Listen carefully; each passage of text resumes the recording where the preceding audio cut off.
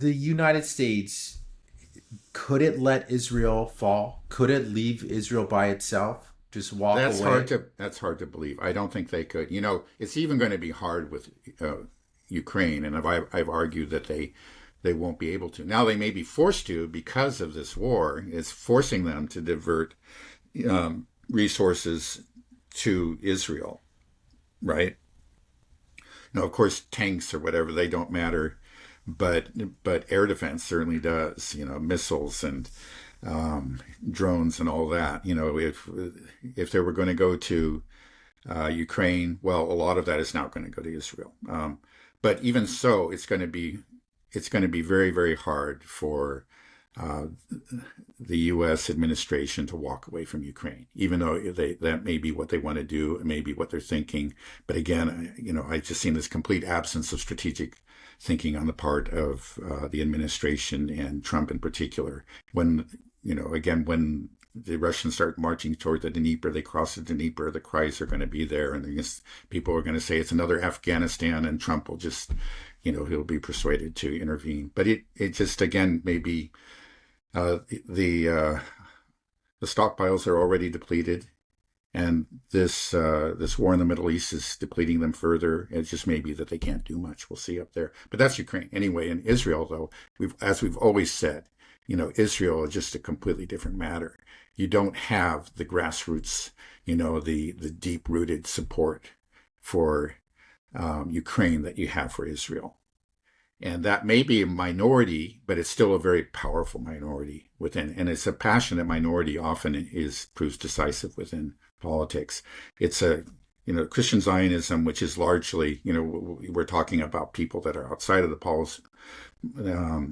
political structures by and large, but they do have an influence. They are a voting bloc.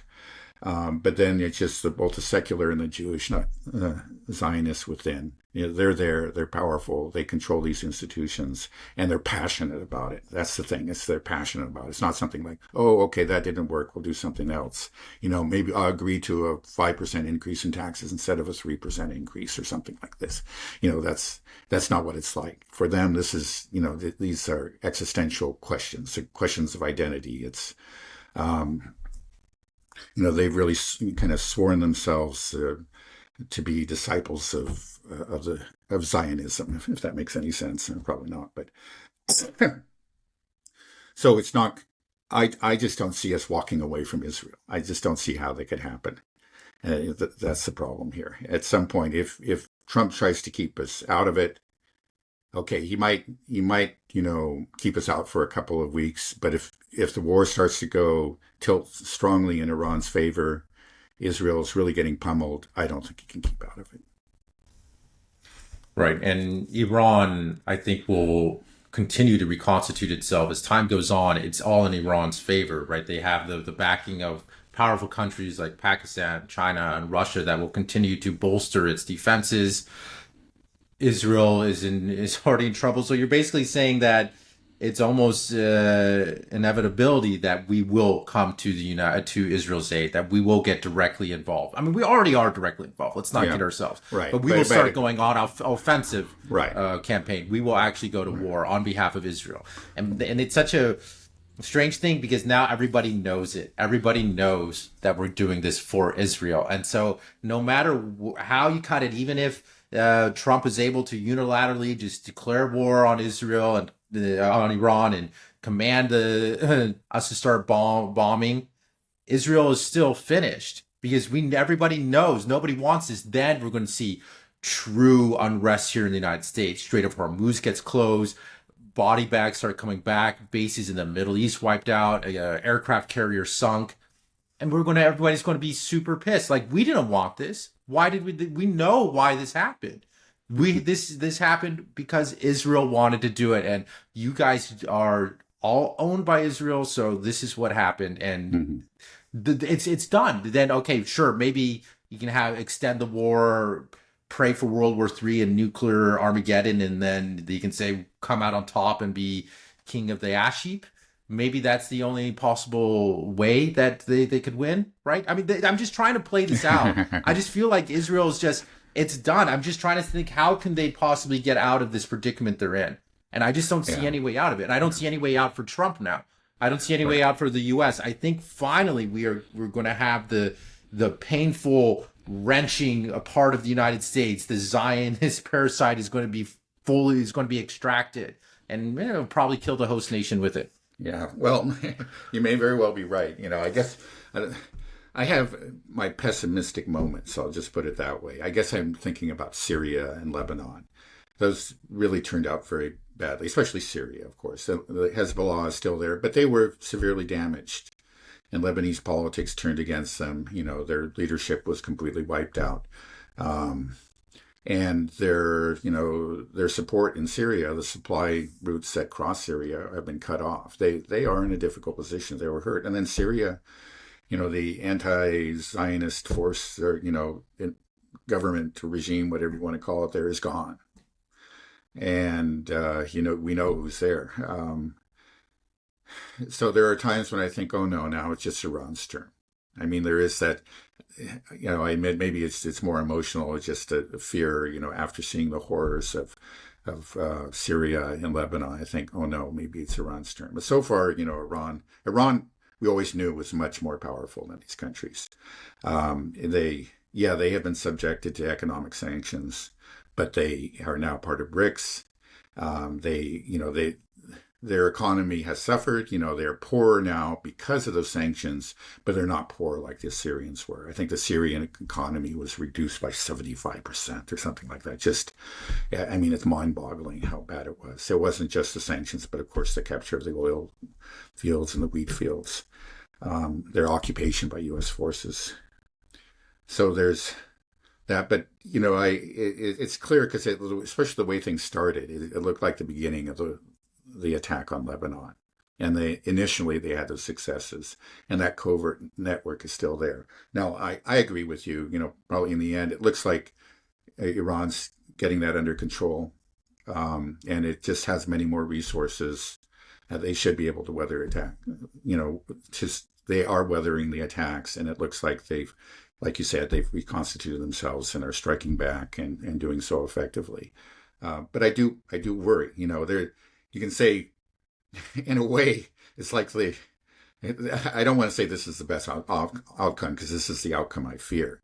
But if Israel actually succeeds and we see a Syria-like scenario in Iran, then the chance of, then Israel wins essentially, which is again, what I consider to be a horrible outcome, but the chance of Israel using nuclear weapons and, a lot of the kind of doomsday scenarios that we imagine become less likely in the short run anyway. Maybe it would probably just encourage Israel to become even more expansionist and provoke even more conflicts in the future. So anyway, that's just my pessimistic side, my pessimistic moments. I think about Syria. I think that's not likely. But if Iran does, hold together and continues to punch back, it has enough launchers and it can keep on striking Israel, then, I'd have to say advantage Iran. And then everything you said becomes a very scary possibility of, a probability. Well, countries like Russia and China will not let Iran go the way of Syria, right? Yeah. Well, you have to remember, of course, Russia and Iran didn't want Syria to go that way. But what happened in Syria was essentially we found that the Syrian military establishment had been very extensively penetrated by Iran, and well, not Iran rather, but by Israel, but even more so by Turkey. They had been bought off, and so they essentially no war was fought, and at that point it became, if this government can't even defend itself, we can't do the fighting for them. That's what Russia and Iran said. That's the decision they made. If they can fight back, we'll support them, as they did, back in the earlier years of the Civil War in the mid 2010s and late 2010s, I should say. But so far it isn't like Syria, right? There obviously has been penetration of Iranian society, and there must be some moles in the government and the military, otherwise, how are they finding these generals and killing them? But it's clear that they haven't bought off, large sections of the Iranian military the way they did in Syria. And so if they were hoping to do that, it looks like they've failed in Iran, and Iran should stand. Did you hear this rumor about people in Iran to delete WhatsApp and Facebook because Meta was sharing data to the Israeli government? I haven't heard that one. I don't know if it's true. It wouldn't surprise me, though. Right, but I mean, you're wondering, like, how did they find people? It's like, maybe, and then I'm wondering, like, Zuckerberg, I imagine he's a Zionist as well, and he's speaking out against this. No, actually, Facebook is infamous for its cooperation with both the Zionists and with the global hegemonists, which are very much overlapping forces. Yeah, no question about it. Yeah, no, Meta is particularly bad. I really don't know about WhatsApp. But was WhatsApp bought by Meta? Is that right? It's on by Meta, right? Yes, right. So yeah, Instagram. That would be a huge mistake if Iran was.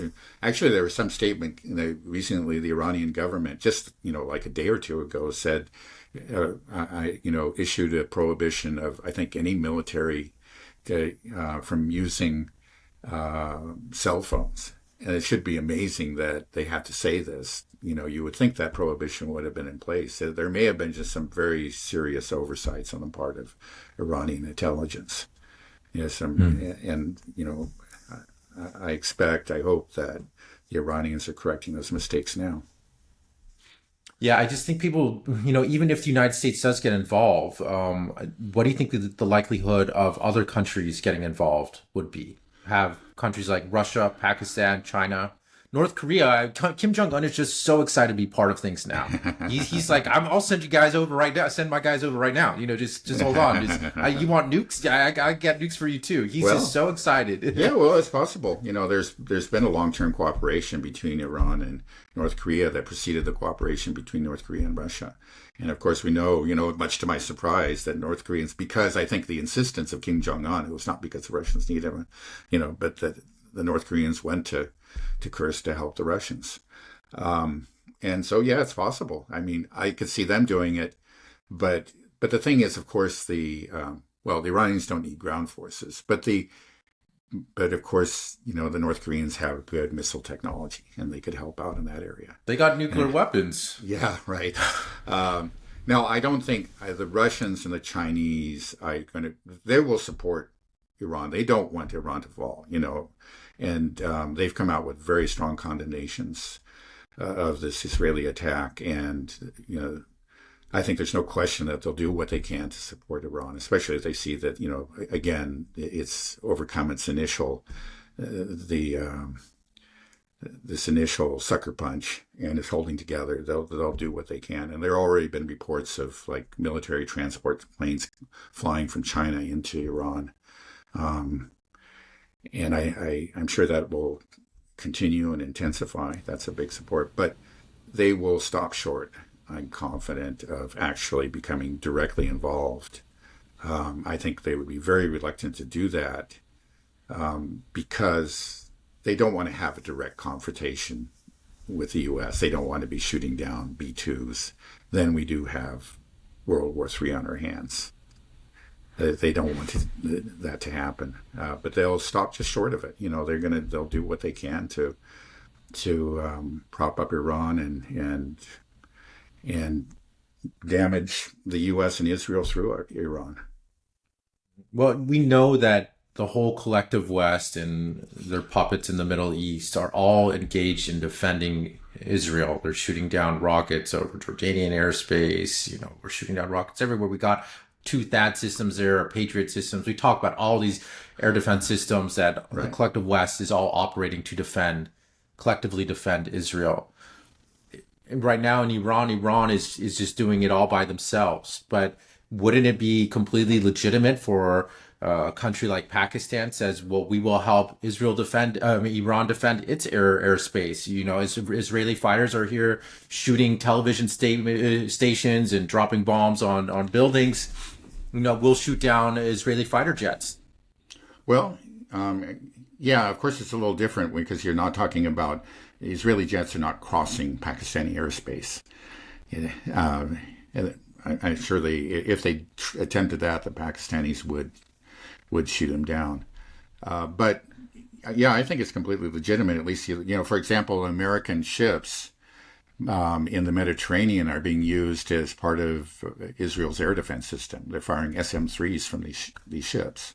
They've done that in the past, and I don't know how many they fired. Maybe they haven't yet, but they're there, part of as a reserve anyway for the Israeli air defense system. And so, if the American ships can do that, why couldn't Pakistan do something similar? We'll use our air defense system to help protect the skies of Iran. Now, I don't know how effective their air defense system is, but we showed that they have some pretty sophisticated systems supplied to them by China. So that seems within the realm of possibility. We'll see. It seems like the Pakistani blood is up. They're really angry about this, and we know about their statement of on nuclear weapons. If Israel sends attacks Iran with nukes, we're going to attack Israel with nukes, and that that shows a pretty passionate level of support. Let's put it that way. And so, yeah, they may do something like help out in other areas. I'm sure they will. They at least will facilitate the supply of Russian and Chinese arms into Iran, across their borders, through the air and on the land. But they may do more. They may become involved in air defense. That seems possible to me. I don't know the technical capabilities they have, and again, it's Iran's a much larger country, but maybe they would offer to help out at least within their part of the country, the eastern part. Has Iran officially asked for assistance from any countries, or has it been very sovereign in saying we got this fight by ourselves? They have not. To my knowledge, they have not. Maybe covertly they have. They already have their, I'm sure, arrangements. They've had discussions and many meetings with leaders from Russia and China, and I'm sure North Korea. So I would be very surprised if in those meetings they had not discussed the possibility, the scenario, the potential back then, the potential scenario, which is now being played out, and made agreed on what would be done in that case. And so I'm sure that those previously worked out arrangements are now being put into effect. Yeah, this narrative that Iran is completely vulnerable, I don't think will hold up for very long if we continue to see strikes on Israel, and if more planes get shot down. I mean, it seems like that was the hope, the idea that, Israel has done 99% of the work. United States, you just need to go in and just fly one B-2 bomber, drop a couple of them, and then mission accomplished. That's what they're trying to sell. But the longer that this goes on, I think it's going to become more and more difficult to sell. Do you think so? Well, in a way, but on the other hand, the pressure to do it is going to build. That's what happens. So you can just say probably both sides will be strengthened as time goes on, or become more passionate, more adamant about their positions. Yeah. Again, the anti-interventionist sides will see, look, this is already a mess, and look at the damage they're doing to Israel. They can do that damage to our bases. Let's not get involved. You can see it, right? But then the Israeli firsters are going to be saying, well, look, Israel is desperate. They need our help, and with every passing day and every new strike on Tel Aviv, their passion, their case, in a sense, been strengthened. So we'll see. Do you have any updates or news about the planes that have been shot down over Iranian airspace? No, it has not been verified. And so it leaves me wondering, let's say I'm just highly skeptical of those claims. Now, I did see one report that within a couple of days or something, they would have statements from the pilots. But I don't know. I'm skeptical. It seems to me that if they got them, they would have, put them in front of the cameras and proved it. Or at least you would have photographs maybe of the F-35 on the ground, or, the wreckage of it, Possibly the wreckage is actually in Iraqi territory, so it's not impossible. But I'm highly skeptical. Let's just put it that way. We'll see if maybe they will present some real evidence. They present a photograph, I think, but it's just I don't think people found it very convincing. So I'm wondering. I don't think it's. I don't. I have my doubts about it. Very strong doubts. Okay, so what do you think is going to happen? What are we looking at that the United States is going to get involved? That's Probably, what we're waiting for? Yeah, probably. It seems that Trump is either he's reluctant, or as we're saying, they're just waiting to get all their different assets in position. But I think that probably will become involved. It'll start off as relatively focused, just on nuclear facilities, especially Fodro. But it could very easily expand, especially if some B-2 is shot down, or Iran carries through on its threats and retaliates against American bases in the region. And what should we hope for the best outcome if that does happen? If we start bombing? Yeah, there's just no good outcome. It's done. This is my prediction of the best outcome. Okay. The best outcome is that the U.S. empire just collapses almost immediately, too quickly before we're able to do too much damage. That we're going to see unrest in the streets. We'll find out that all of a sudden, we don't have the munitions to carry this out for very long. Gas prices shoot up and everybody is protesting. And then the whole thing just falls apart. We talk secession movements start, coming up, and all of a sudden, the empire disintegrates, and hopefully it disintegrates without too many people dying. Okay, and then we can just bring our show to just a cheerful conclusion. I would love that. Yeah, I would love that too, but I don't see that happening. I'm sorry. That. It won't be so easy. No. But I mean, I'll agree that it would be the beginning of the end. It will accelerate the inevitable trends, accelerate them greatly, but it's not going to be a matter of a few months. That's just not what you're talking about. That's going to be at least years. Maybe it'll be surprisingly soon, a year, 2 years from now.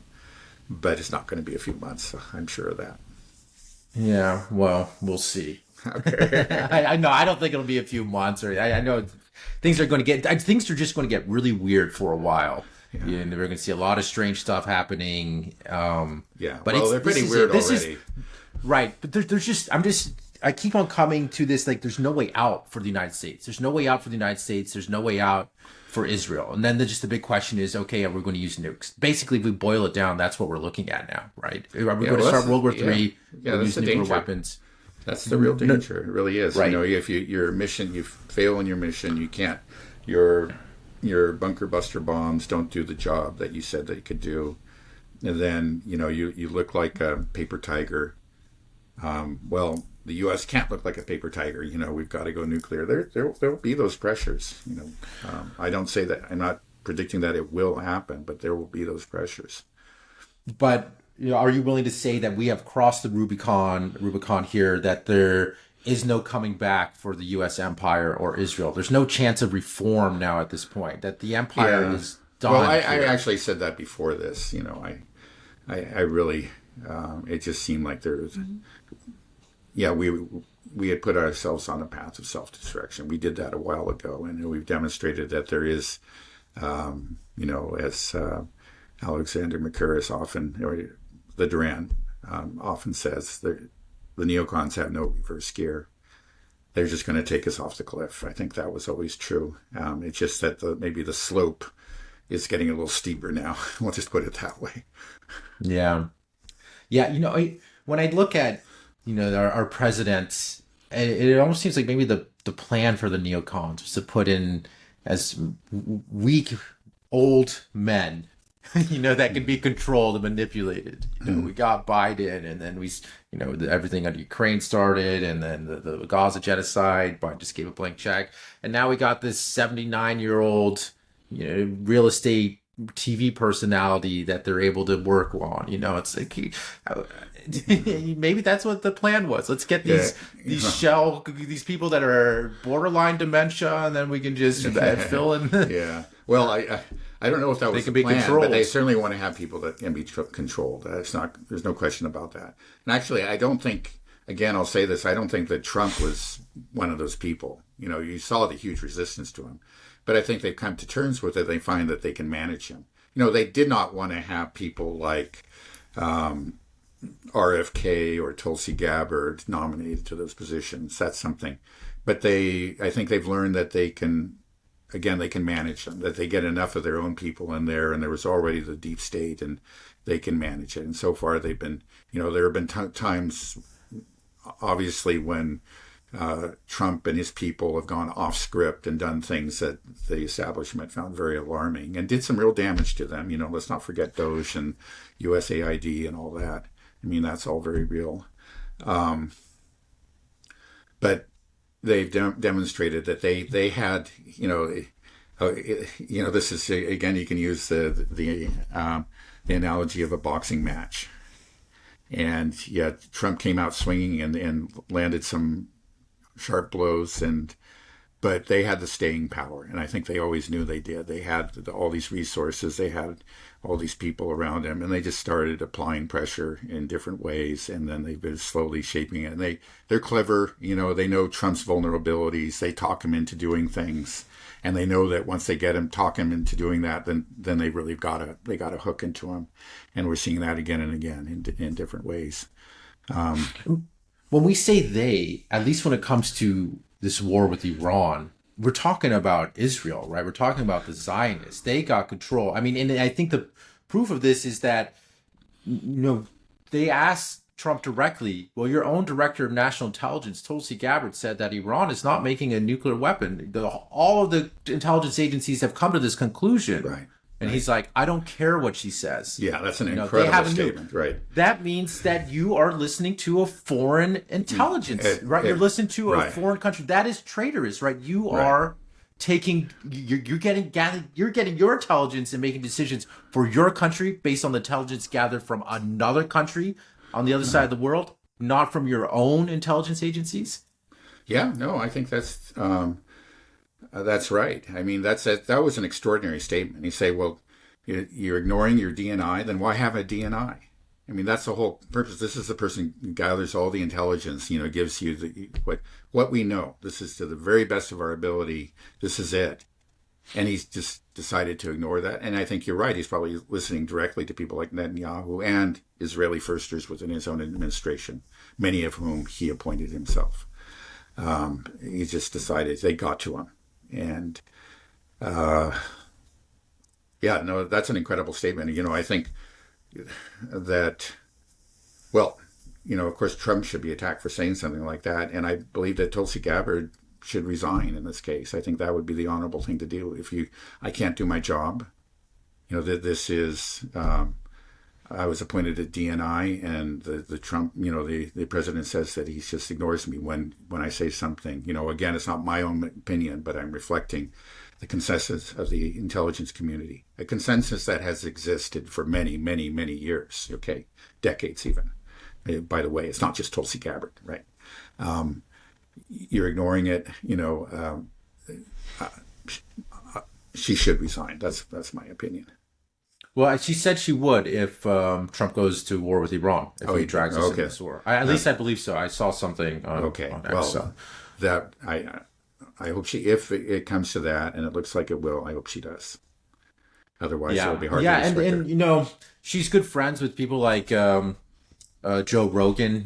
Like this will get out there, and we'll start to see behind the scenes more what's happened. There are some real patriots there that are aware of the problem that are in our political system. There's just a few of them, but there are and some of them are big names.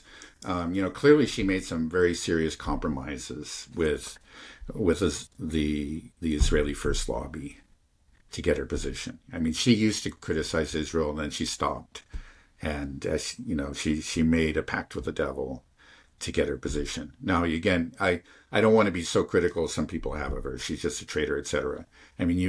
Politics is about compromise and the art of the possible. She figured I can get in there and I don't like this, but I can still do some good, start pushing things in the right direction. But yeah, when it becomes so blatant, I think you need to resign and then speak openly. And she could do a lot of damage. She could, by telling, yeah, telling the world and telling her domestic audience, the U.S. voters, what's going on.